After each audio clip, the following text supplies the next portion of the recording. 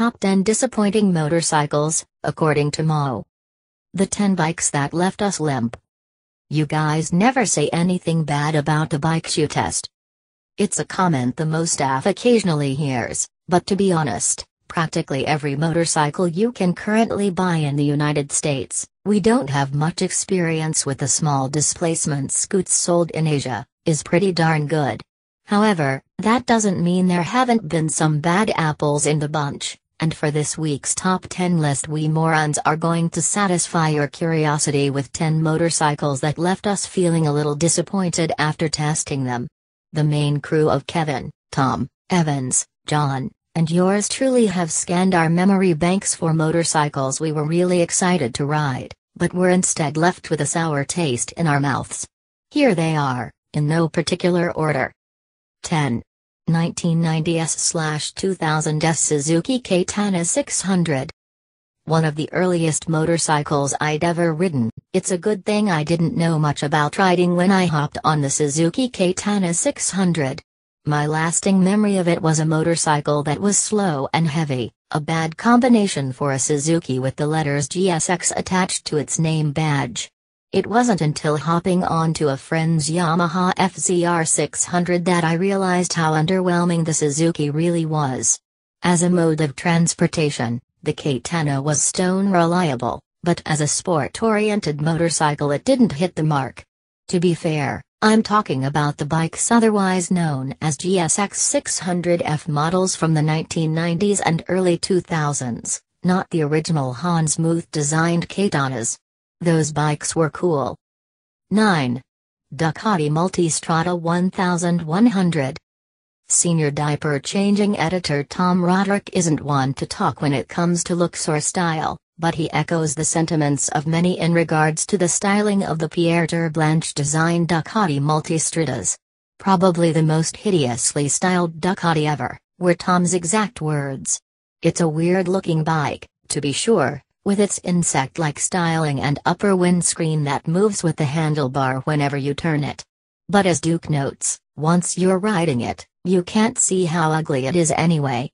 This was made easier by the fact the Multistrada 1100 was a functionally fantastic motorcycle, capable of burning miles with impressive performance and comfort.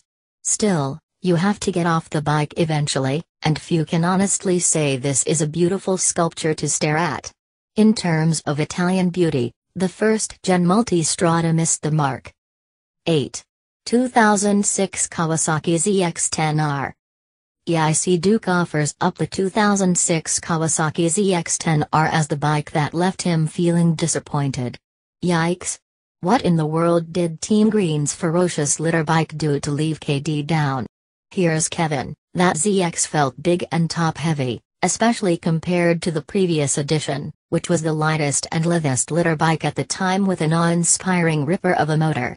The 06 was still plenty fast, but its bulkier nature made it feel like a step backward. 7. 1992 Suzuki GSX-R 600. Tom's at it again with his nomination of the 1992 Suzuki GSX-R 600. The expletives he used when describing the Gixxer aren't appropriate for a family site like this one, the word overweight the only one to make it by our corporate censors. A sleeved-down version of the super-bike-worthy GSX-R 750 meant the 600 variant was not only slower than its bigger, racier brother, but it was heavier, too. A lose-lose situation. 6. Bimotive Do. If you're looking for a perfect example of a motorcycle that should have been awesome but failed miserably, both Burns and Duke agree the Bimotive Do is it. The company's first and only attempt at producing an engine on its own instead of borrowing from others. On paper it had two ingredients that should have made a recipe for greatness: 1. 500cc 2-stroke. 5. Suzuki Marauder. If cruisers are meant for, well, cruising, then that implies a cruiser should be able to travel in relative comfort. Consider the Suzuki Marauder the exception to the rule. It should have been a good motorcycle, with its inverted fork, 800cc V-twin, chain drive, 5-speed trans, and fresh looks. But the harsh reality was that it missed the mark. Nominated from the man currently setting up motorcycle.com Sturgis, South Dakota Post, Evans Brassfield. Fireball isn't a fan of the Marauder, and neither were we when we tested it against its peers back in 1997. Evans wasn't a part of that test, but he hates the Marauder's seat that lined up exactly with my coccyx. The 1997 Mo crew weren't fond of their bike either, saying it started to irritate in under 5 minutes. To make matters worse, the Zook had terrible carburation and uncomfortable ergos to go along with the awful seat. 4. Honda Pacific Coast.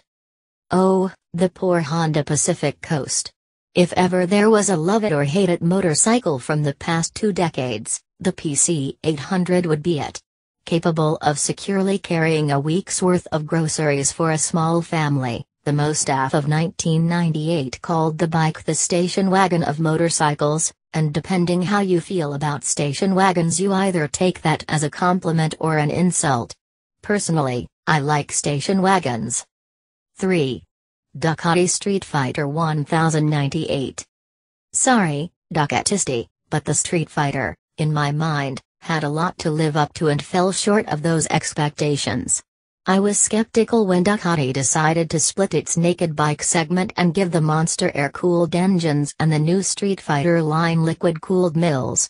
As a fan of the Monster lineage, the styling of the Street Fighter didn't appeal to me. The Monster is beautiful and attractive, the Street Fighter a member of Fight Club, and yet if I wanted maximum performance from a Ducati naked bike, the SF was where I'd find the 1098's monstrous V-twin.